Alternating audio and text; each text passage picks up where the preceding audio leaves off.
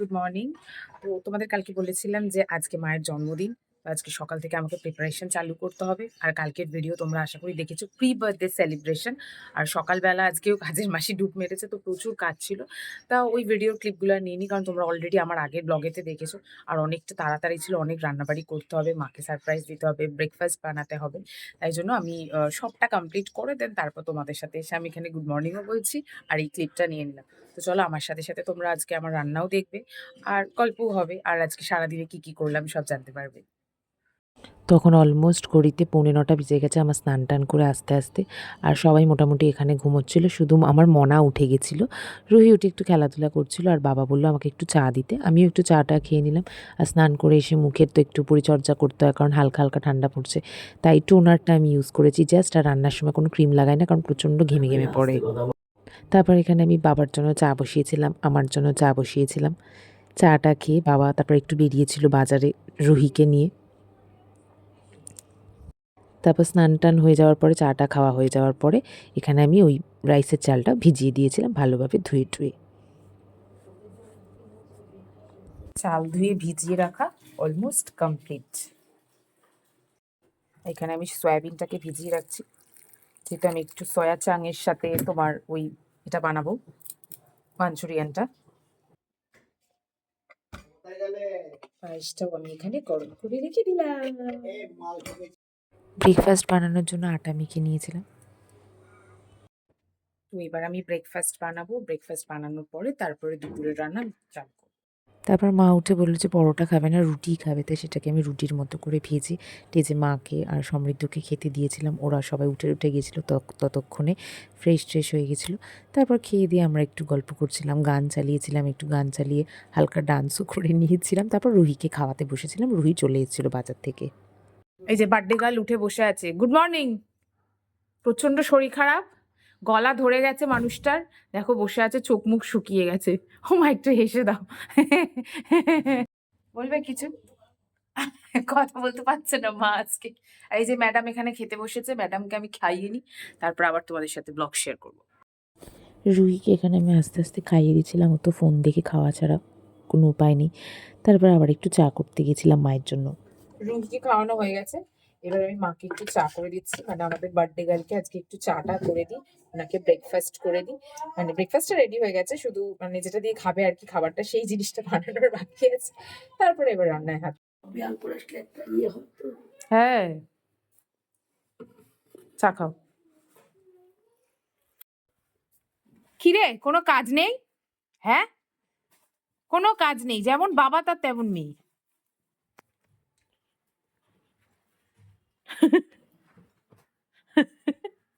আমি এখানে দুপুরবেলা লাঞ্চে সবজিগুলো তারপর কেটে রাখছিলাম। আর এখানে আমার হাসার কারণটা হচ্ছে, মা প্রচণ্ড পরিমাণে মজার মজার কথা বলছিল, আর সবাই মিলে আমরা হাসাহাসি করছিলাম, ইয়ার্কি করছিলাম, এই আর কি। সেই সবজি কাটা হয়ে গেছে। মাঞ্চুরিয়ানসের বলগুলো বানাবো, তো তার জন্য আমি প্রথমে মাঞ্চুরিয়ানসের পুরটাকে বানিয়ে নেবো। এটা ঠিক মাঞ্চুরিয়ানস না, বলতে পারো সয়ারই একরকম, একটা অন্যরকম রেসিপি। সয়া চাংস দিয়ে, যে তেল দিয়ে দিয়েছি, তেলটা এবার গরম হবে একটুখানি। সবজিগুলো দিয়ে দিয়েছি সবকটা, মধ্যে নুন, সামান্য হলুদ, দিয়ে দিয়েছি কাঁচা লঙ্কা। একটু ভালো করে ভাজতে হবে। লঙ্কা গুঁড়োও দিয়ে দিলাম, ধনে গুঁড়ো দিয়ে দিলাম, টমেটো সস, টমেটো সসটা লাগবে। এবার এটা কষে গেলে, কষে যাওয়ার পরে এর মধ্যে জল দিয়ে এটাকে সেদ্ধ করতে দিতে হবে।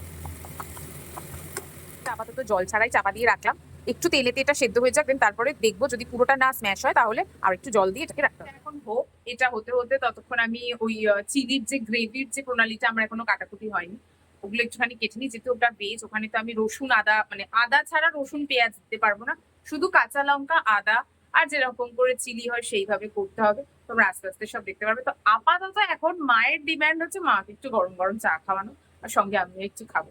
আমার এখানে আদা কুচি, লঙ্কা কুচি সব কুচোনো অলমোস্ট কমপ্লিট। এটা এবার সেদ্ধ হয়ে গেলে তারপর আস্তে আস্তে হাত দিয়ে যে কোনো স্ম্যাশার দিয়ে স্ম্যাশ করে নেবে। আমার স্ম্যাশারটা ভেঙে গেছিলো বলে আমি গ্লাস দিয়ে করেছি। এবার সয়াবিনগুলোকে পেস্ট করে নেব। সোয়াবিনগুলোকে বাটার জন্য আমি এর মধ্যে কালো জিরে, নুন আর সামান্য একটু খাবার সোডা নিয়ে নিয়েছিলাম। তারপরে বাটার পরে বেসন দিয়ে এইভাবে মেখে রেখে দিয়েছি।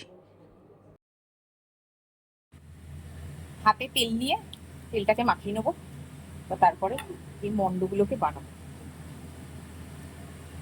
দেখো এখানে এরকম বলগুলোকে আমি বানিয়ে ফেলেছি, আর সাইডে প্রচন্ড গান চলছে, তাই এত জোরে জোরে আমাকে বলতে হচ্ছে। এবার আমি গ্যাসটাকে জ্বালিয়ে দেবো, বলগুলোকে ভেজে নিতে হবে। কড়াতে তেল দিয়ে দিলাম। আমি একটা বল আপাতত ছেড়ে দেখবো যে এটা ভাজা হচ্ছে কিনা, তাহলে সেই বুঝে সব কটা দিয়ে ভেজে লাল লাল করে তুলে দিতে হবে। দেখো এখানে সুন্দর জিনিসটা দাঁড়িয়েছে আর সুন্দরভাবে লাল লাল হয়ে গেছে। এবার প্রত্যেকটাকে এইভাবে লাল লাল করে ভেজে নিতে হবে।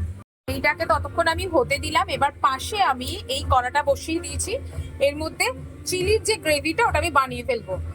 কড়াতে তেল দিয়ে দেবো। এই পাশে আমার তেলটা এবার গরম হয়ে গেছে। এবার আমি এই চিলি চিকেনের জন্য একটা কথা বলে নিই।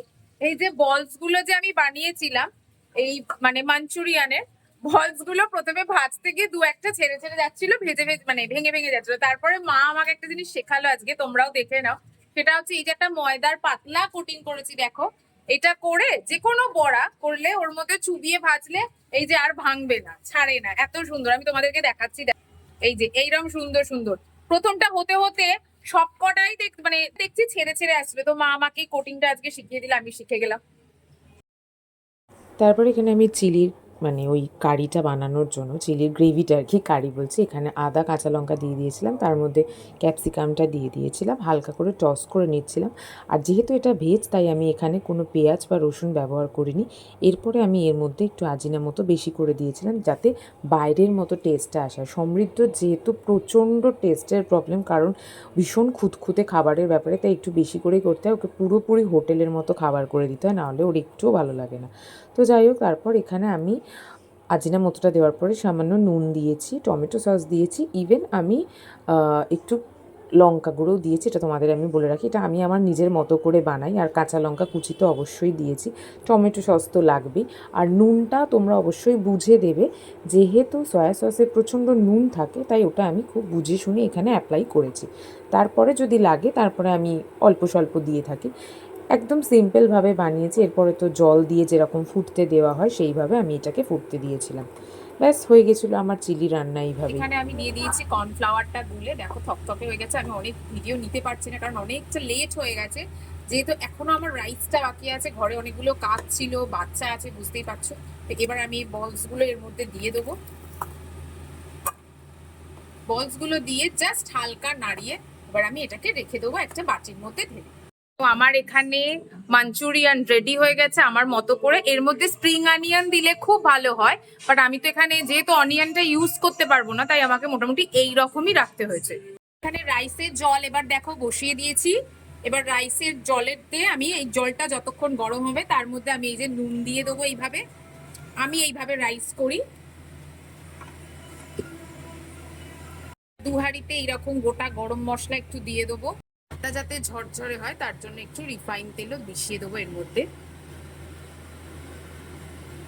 আমি রাইসের সবজিটা ভেজে নেবো, ভেজে সাইডে রেখে দেবো, জাস্ট তো মিশিয়ে নেওয়ার ব্যাপার। আমি এখানে সাদা তেল আর ঘি মিশিয়ে সবজিটাকে ভেজে রাখবো, যাতে দুটো ব্যালেন্স থাকে।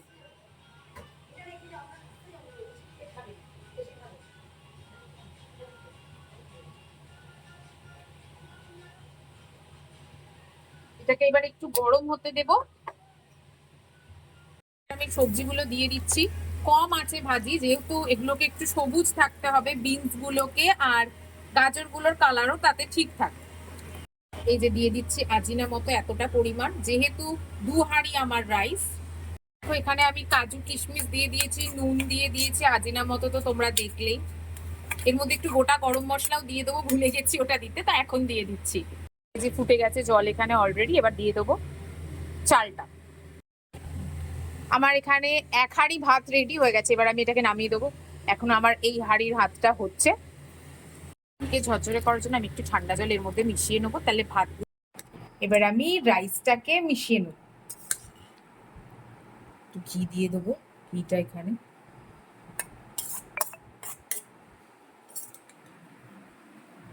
দুটো কড়াতেই মিশিয়ে নেব, সরি দুটো হাঁড়িতে।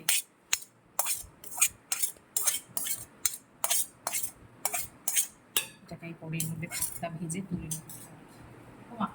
এবার একটু বন্ধ করো, আবার একটুখানি একটু চিনি দিয়ে দেবো।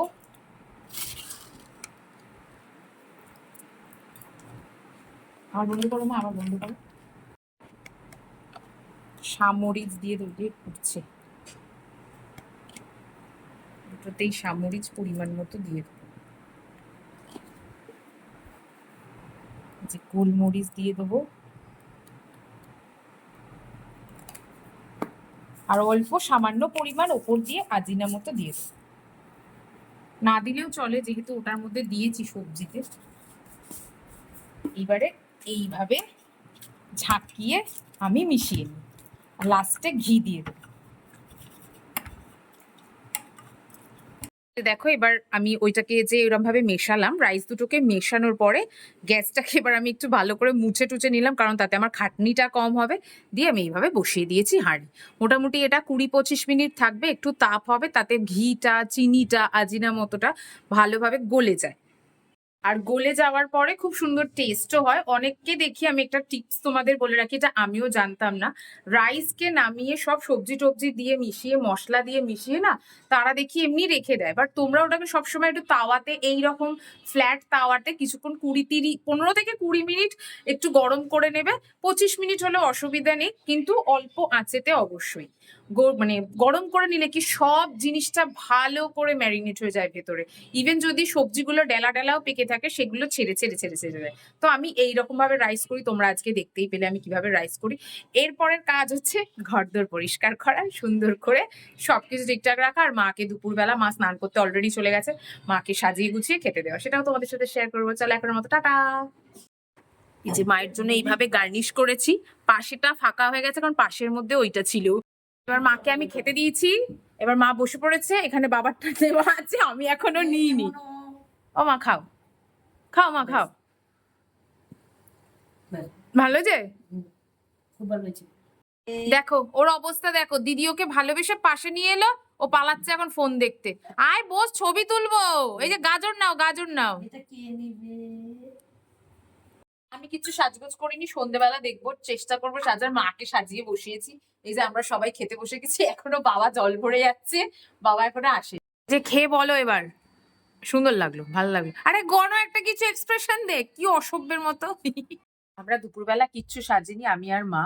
এই যে আমরা এখন নর্মালি নাইটি পরে আছি বলে আধা ভিডিও ছবি দিচ্ছি। তো যাই হোক, দুপুরটা খুব ভালো কাটলো। মা কেমন কাটলো বলো? ভালো লেগেছে? একটু রান্নার সম্বন্ধে কিছু বলো, তাহলে আমার রান্নার ভিডিও সবাই দেখবে। আমার তো গলার আজকে অবস্থা খারাপ, আমি কিছু বলতে পারবো না। যাই হোক, আমি বলেছি মায়ের খুব ভালো লেগেছে। আর যেহেতু মা মিষ্টি খায় না, তাই তোমরা ছবি দেখলে দেখবে মিষ্টির প্লেট সাজাইনি, কারণ মায়ের তো একটু হালকা হালকা সুগার আছে, আর মা খুব মেনটেন করে, যার জন্য মা এত সুন্দরী। আর সন্ধ্যেবেলা তোমাদের সাথে দেখা হবে নেক্সট ভিডিওতে, নেক্সট ব্লগেতে। আর ব্লগটা আমি ছাড়বো, কেমন লাগলো তোমরা জানিও। ওকে, টাটা।